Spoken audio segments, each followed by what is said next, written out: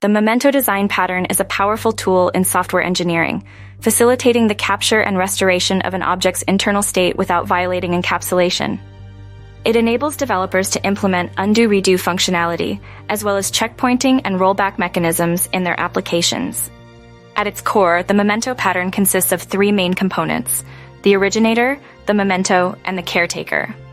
The originator is the object whose state needs to be saved, while the memento is a snapshot of that state. The caretaker is responsible for managing the memento objects and controlling the state restoration process.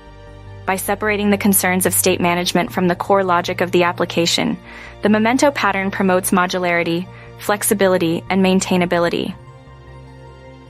Imagine a text editor application that allows users to undo-redo their actions.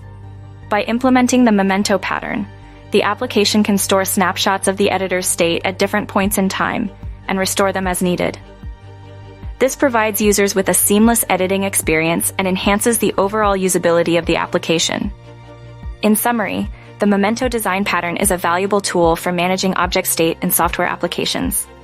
Whether you're building text editors, graphic design tools, or complex business applications, the Memento pattern can help you implement robust and intuitive undo functionality.